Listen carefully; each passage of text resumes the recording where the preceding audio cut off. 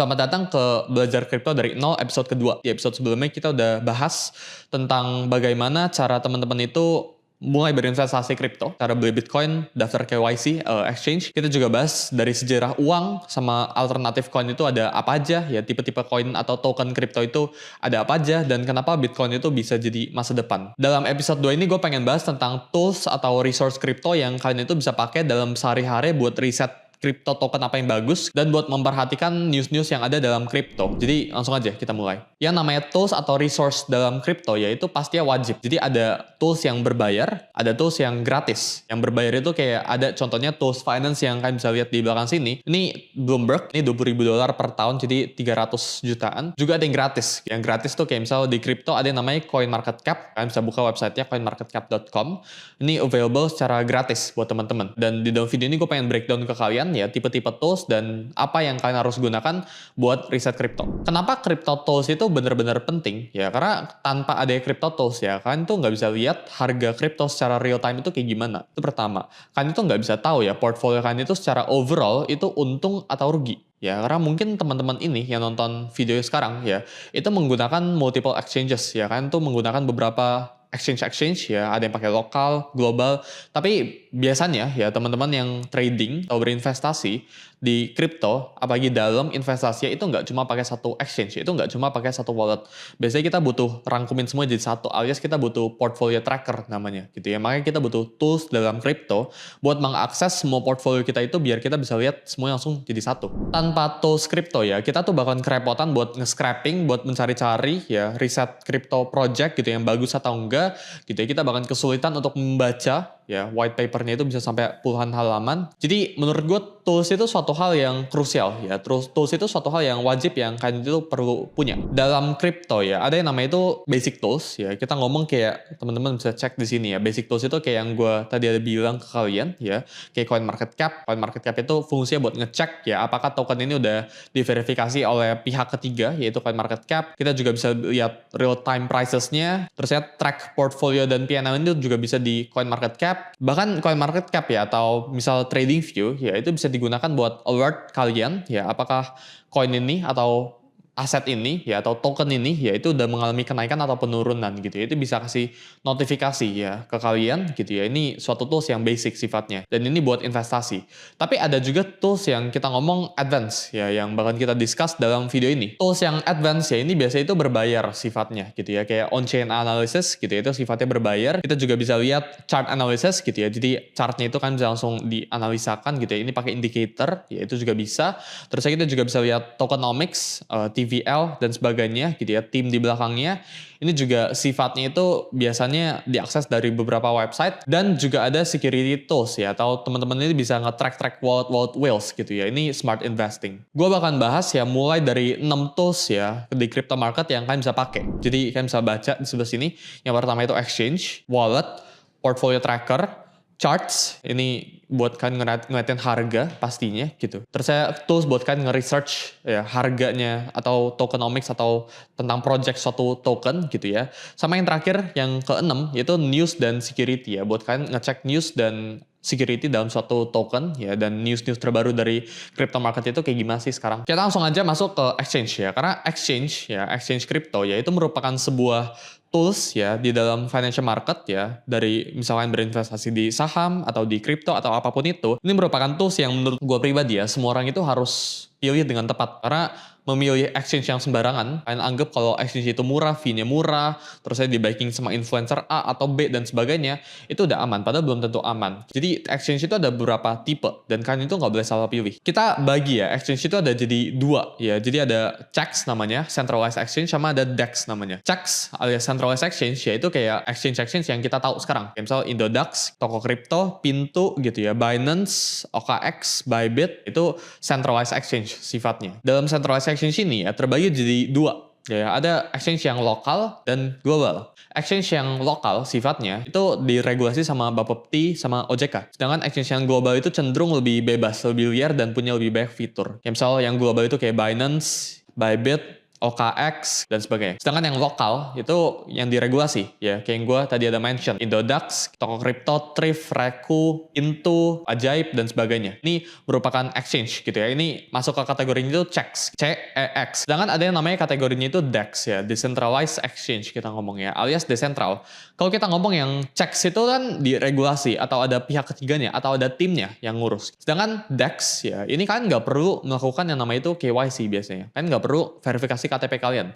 Sedangkan kalau CEX ya, kan perlu verifikasi KTP kalian. Dan bahkan kalau withdraw itu kan bisa pakai Google Authenticator, atau bahkan kan bisa datengin kantor CEX-nya. Tapi kalau DEX itu ya ada kantornya, kadang ada gitu. Tapi cenderung tidak ada third party-nya, atau kalian lebih bebas buat ruang geraknya. DEX ini contohnya itu apa? Kayak misal Hyperliquid itu DEX, ya kan bisa cari namanya Jupiter, yaitu juga DEX.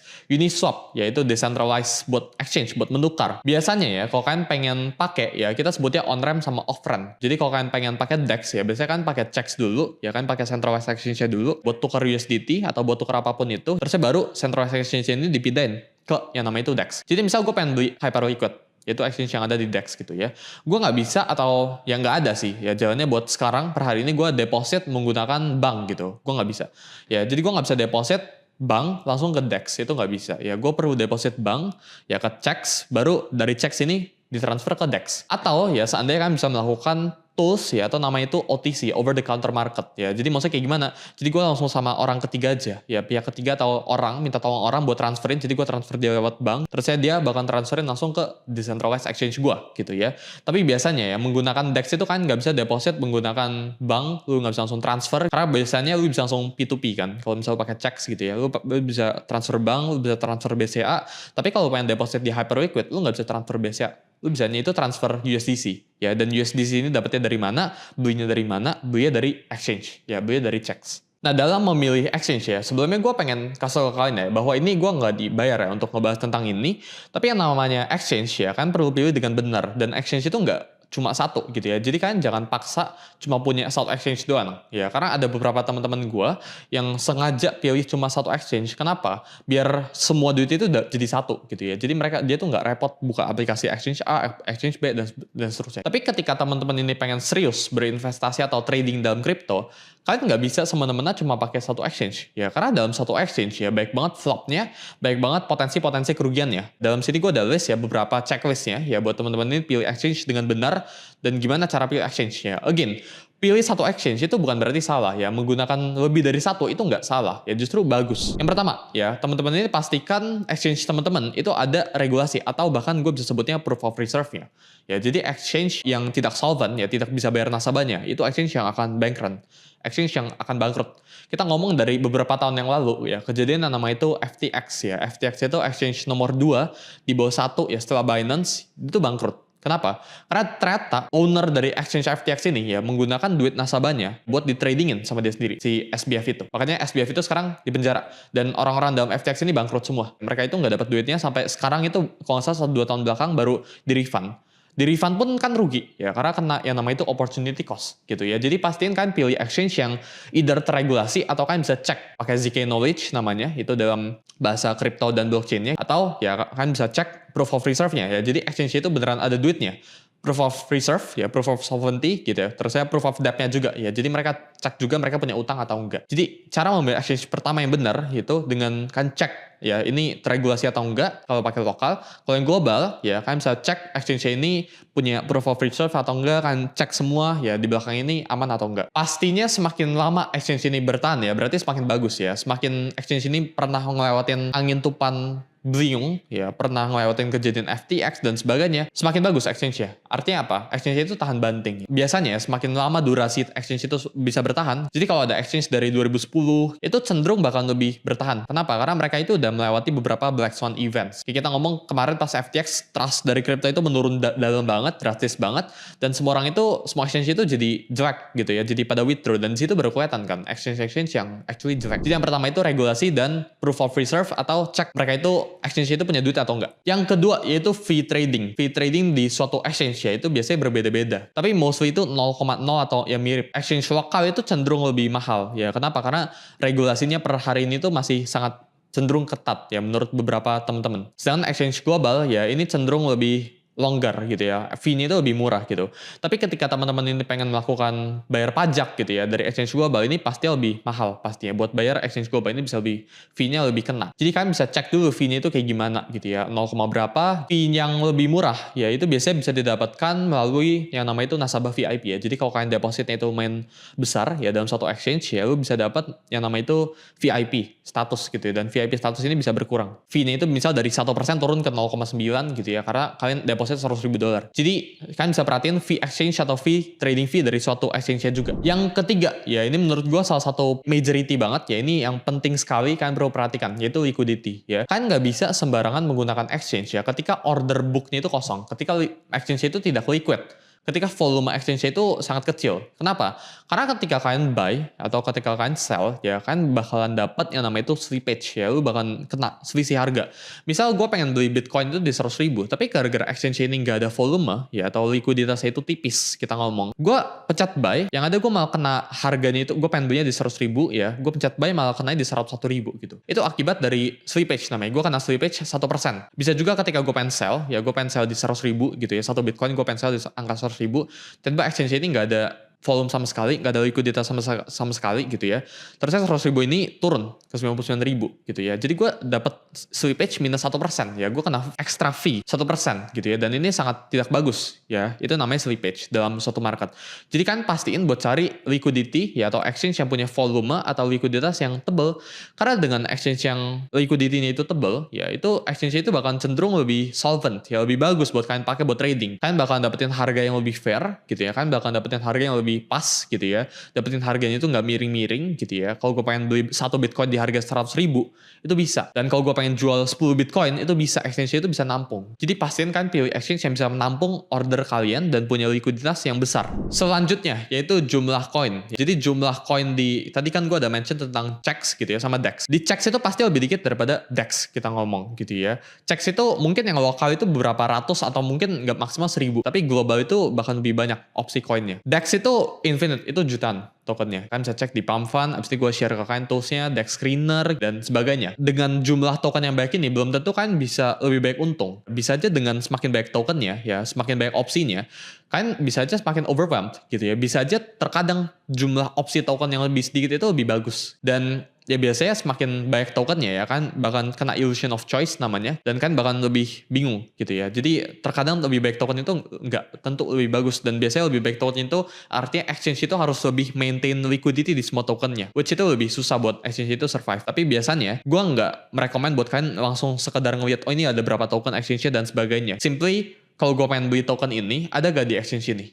Ya biasanya framework pemikirannya kayak gitu. Yang kelima ya, ini actually preference ya buat teman-teman, yaitu UI sama pengalaman user interface ya, gimana cara kalian menggunakan itu. Ini baik lagi sebenarnya nyaman-nyamanan ya. Jadi kan nyaman pakai UI-nya atau enggak gitu ya. Interface-nya nge-lag atau enggak pas kalian pengen buy atau sell itu suka nge-freeze, suka force quit atau enggak. Bahkan ada yang namanya itu maintenance ya. Jadi ada exchange yang ketika market itu lagi rally malah maintenance, itu kan juga harus perhatiin gitu ya. Jadi UI dan pengalaman user experience kalian pakai ini itu juga matters. Dan yang keenam, ini paling krusial dari semuanya, yaitu withdrawal ya. Pastiin ya, kalian tuh diperbolehkan buat withdraw duit yang kalian punya di exchange itu kapanpun. Sama kayaknya bank. Kalau kalian pengen tarik duit 100.000 dari bank, itu bisa. Jadi kapanpun tuh bisa. Withdrawable ya kapanpun yang kalian bisa dan gak ditunda-tunda. Jadi bukan kayak gue pengen withdraw, terus exchange-nya bilang kayak, oh tunggu 1 hari, itu udah red flag banget hitungannya. Dan kan harus segera tarik duit kalian dari exchange kayak gitu. Dan pastiin buat teman-teman pahamin di sini ya, withdraw itu bersifat gratis dan kalian tuh nggak ditahan-tahan buat ngelakuin yang namanya itu withdrawal dalam suatu exchange ya. Kalau ditahan-tahan itu aneh. Nah, yang gue pengen share di sini ya ke teman-teman, dunia kripto awalnya diciptakan itu buat decentralization ya, bukan centralization gitu ya. Jadi kripto itu diciptakan bukan biar kita bergantung kepada suatu pihak.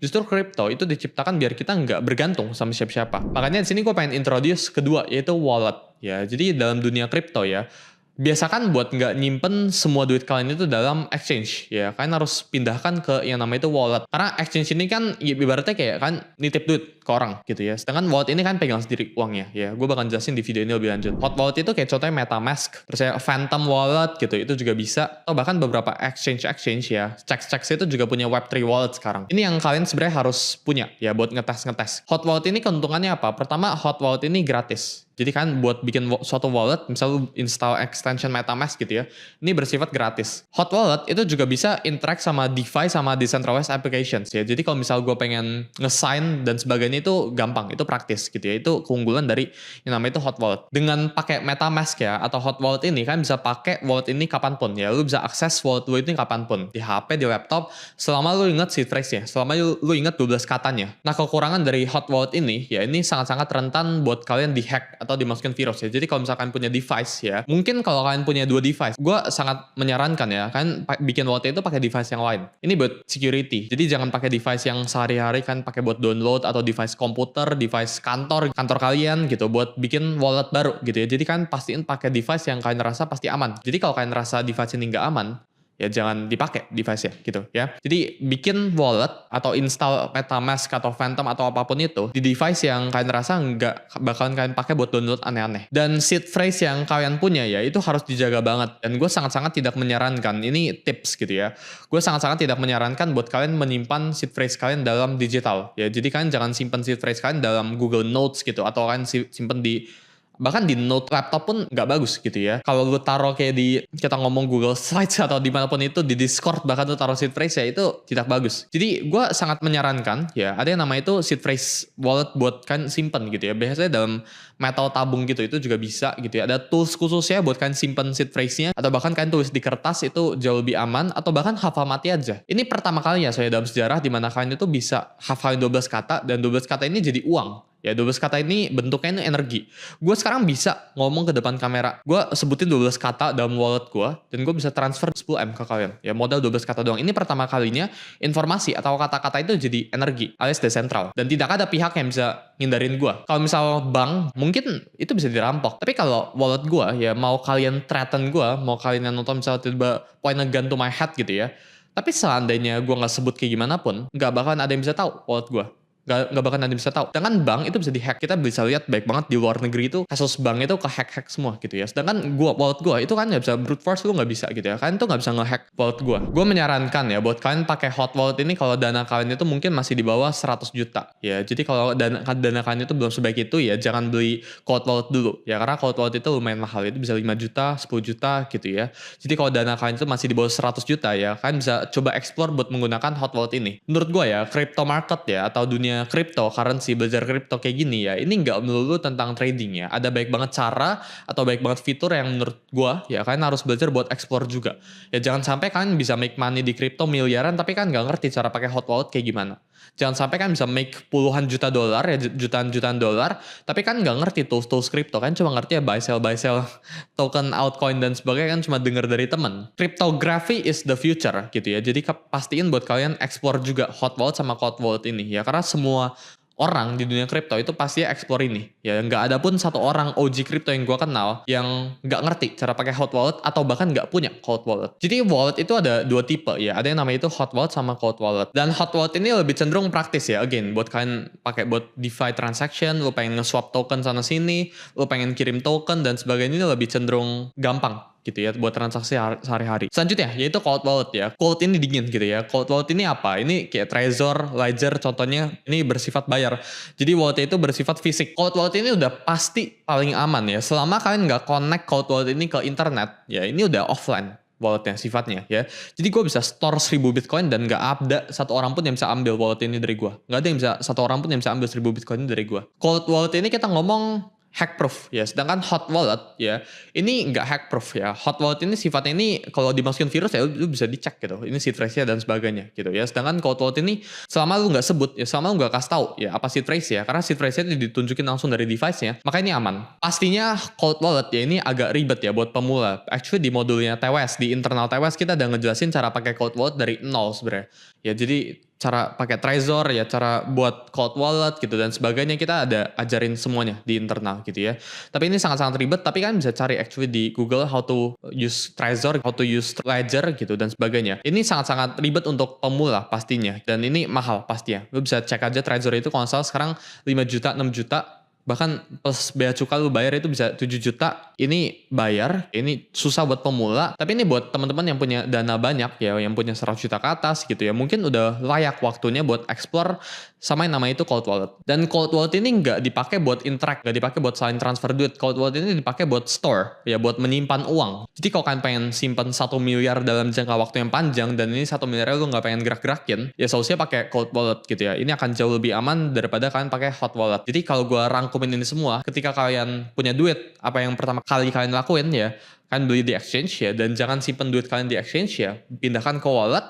Wallet ini ada hot wallet sama ada cold wallet. Hot wallet ini buat teman-teman yang punya duit di bawah 100 juta. Sedangkan cold wallet ini kalau teman-teman udah pengen explore di market crypto lebih dalam. Gua merekomendasikan kalau teman-teman punya duit di atas 100 juta dan passionate banget tentang crypto, belilah Trezor 1 gitu ya buat explore. Pastinya hot wallet ini lebih rentan kena hack karena ini online sifatnya, digital sifatnya. Sedangkan cold wallet ya ini lebih nggak rentan buat kena hack dan ini buat long term hold. Ini ya, kayak yang gue tadi bilang ya, hot wallet itu ada apa aja, ini gue nggak dibayar sama hot wallet ya, ada MetaMask, Trust Wallet, Phantom, Rabi Wallet gitu ya. Ini ada 4 tipe wallet yang kalian bisa pakai. Yang paling populer itu biasanya MetaMask. Sedangkan cold wallet ya, ini ada 3 kita ngomong, ada Ledger, Trezor, sama ada Combo Wallet. Jadi ini supporting beberapa coin dan ini langsung kalian transfer ke network ya. Jadi kalau kalian misal pengen store Bitcoin biasanya, kalau kalian store 1 Bitcoin di exchange ya, itu langsung disimpenin sama exchange ya. Tapi kalau kalian store 1 Bitcoin di hot wallet atau di cold wallet, ya ini kan harus bener transfer networknya. Jadi kalau kalian pengen store Bitcoin, ya kalian jangan transfer ke Bitcoinnya ke Ethereum network, ini nggak bakal masuk gitu. Kalau kalian transfer pengen simpannya Bitcoin bener-bener BTC, ya kalian harus transfernya ke Bitcoin network. Jadi udah 2 tools yang gue bagikan ke kalian ya. Yang pertama itu tools buat kalian beli kripto gitu ya, yaitu exchange. Yang kedua itu wallet, ya wallet kripto. Sekarang yang ketiga ya, gue pengen bahas tentang portfolio tracker. Kayak yang gue tadi bilang ya, ketika kalian berinvestasi di kripto ya, pastinya itu kalian itu nggak menggunakan satu exchange doang. Ya mungkin kalian pakai Binance, kalian pakai Bybit, kalian pakai Hyperliquid gitu kan, pecah 3 duitnya gitu. Dan menurut gue portfolio tracker itu sangat-sangat berguna gitu ya. Gue pribadi sekarang ada kayak lebih dari 20-30 wallet. Gue pencar semua duit gue gitu ya. Kadang gue pakai buat A, B, C dan sebagainya. Buat trading gue pecah kayak 5 wallet dan sebagainya, dan buat nyimpen Bitcoin aja gue pecah ke beberapa wallet, cold wallet, dan ini gue nggak tahu kan secara real time duit gue itu berapa, tapi dengan portfolio tracker ini sangat-sangat membantu. Tools yang pertama yaitu CoinGecko ya. CoinGecko ini sebenarnya bisa dipakai buat portfolio tracker. Jadi kalian bisa simply buka websitenya,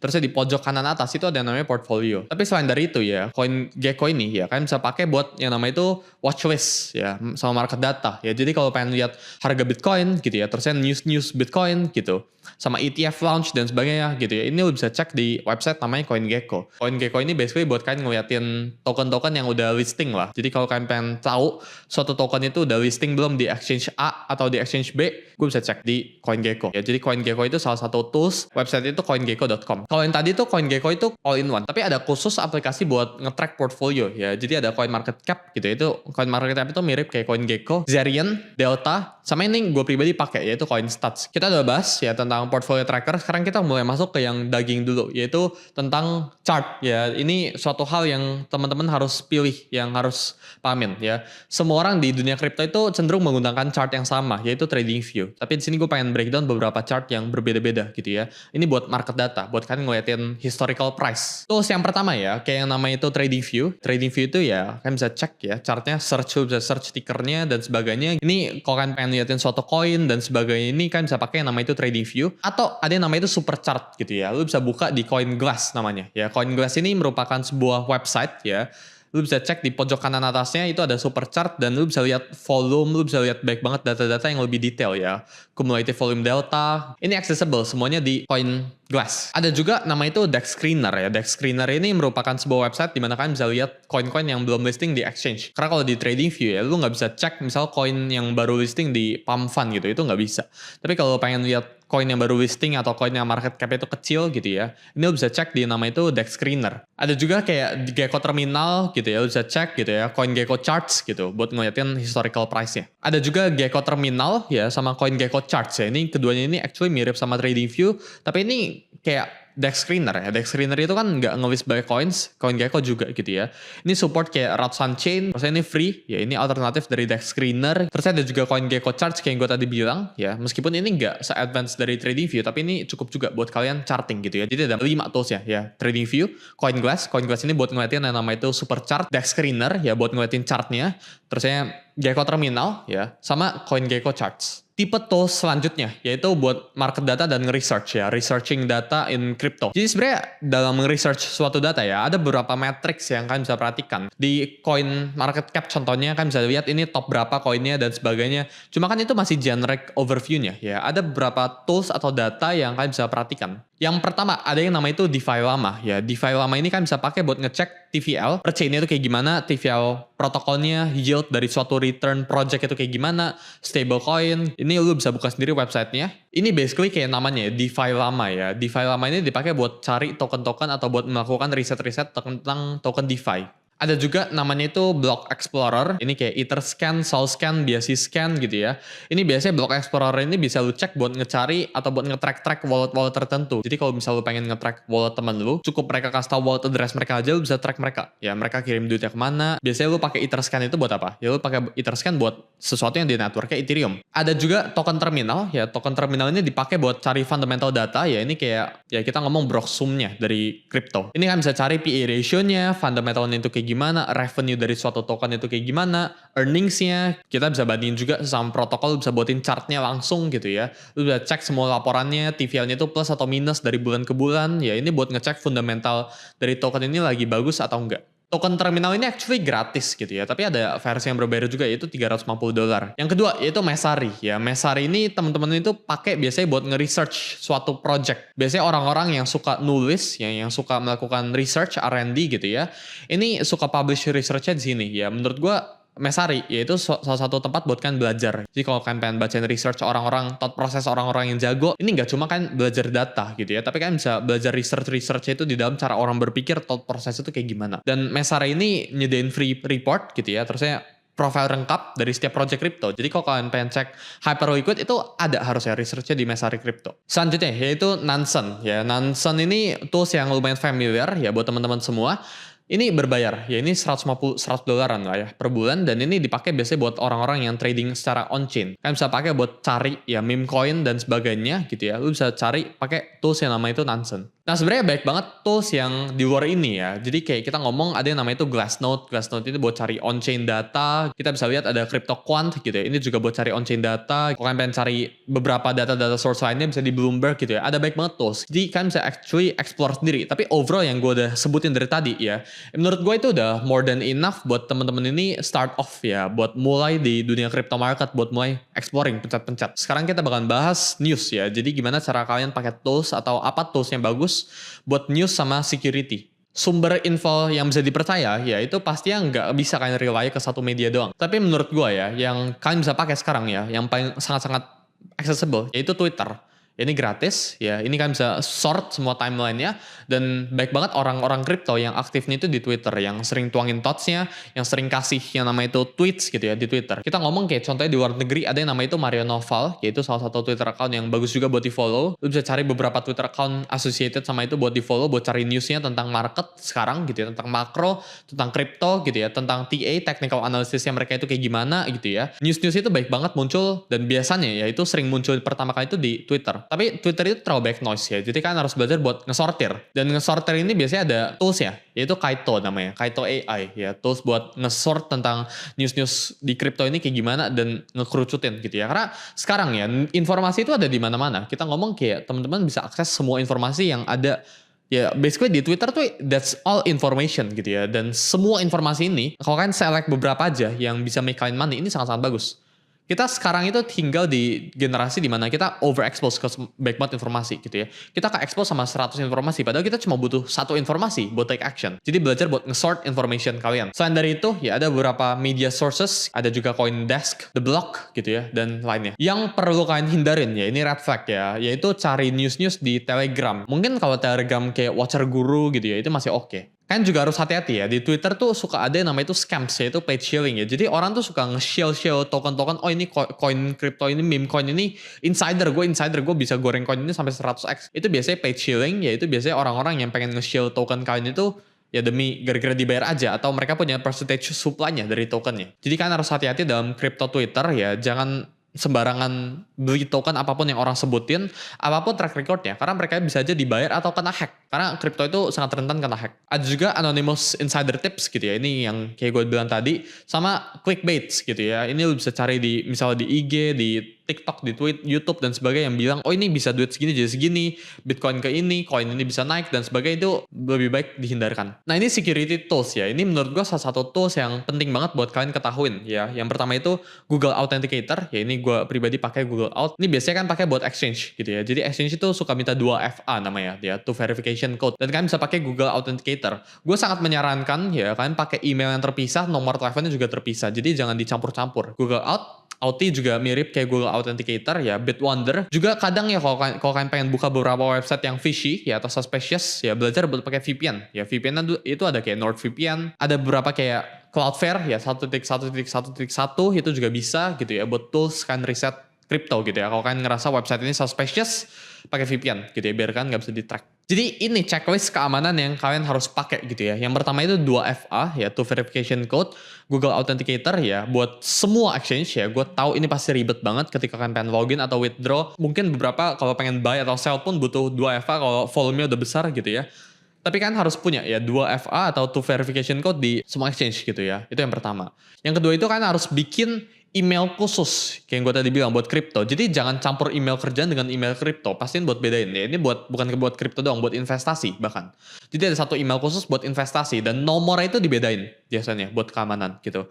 Yang ketiga yaitu jangan asal klik link random dari siapapun, dari manapun gitu ya. Di Twitter tuh biasanya bisa munculkan gitu ya. Atau bahkan dari DM IG teman kalian ya. Teman kalian itu bisa kena hack kadang gitu ya. Terusnya kayak ada click here to get free apa gitu. Jangan gitu ya. Sebenarnya prinsipnya itu if it is too good to be true, then it is too good to be true. Yang keempat ya, kalian harus bikin buat password, unique password ya, setiap akun berbeda-beda. Jadi jangan di setiap akun ini passwordnya 1234566 semuanya 1234556. Semuanya harus beda. Seed phrase ya itu biasa kan di kertas gitu ya, tulis tangan kayak yang gue tadi bilang. Ya ini salah satu checklist yang kalian harus hadapin. Mungkin kalian bisa catat, jangan catat secara digital, jangan kasih di online communication gitu ya, jangan taruh di Google Notes, jangan taruh di semua yang digital yang bisa diakses. Jadi tulis tangan atau digitalisasikan. Dan yang keenam ya, ini actually bookmark situs atau website yang sebenarnya penting ya. Jadi kalau misalnya tadi gue udah sebut beberapa website kayak CoinGecko, CoinGlass, token terminal, Glassnode, CoinGlass, semua itu kan bisa buat rangkumin itu semua dan taruh ke dalam satu folder ya, taruh di tab lu gitu ya. Jadi lu bisa sambil explore setiap harinya. Lu punya frameworknya. Ini juga ya cheat-sheetnya ya, jadi kan bisa nge-recap semua exchange. Lu udah pastiin buat pilih exchange yang tepat, wallet yang tepat juga gitu ya, buat pindahin duit dari exchange. Ya setelah kan pindahin duit dari exchange kan pakai portfolio tracker, jadi urutannya kayak gitu. Charts gitu ya, buat analisa pakai trading view biasanya, atau kan pengen trading coin micin itu bisa pakai DEX screener.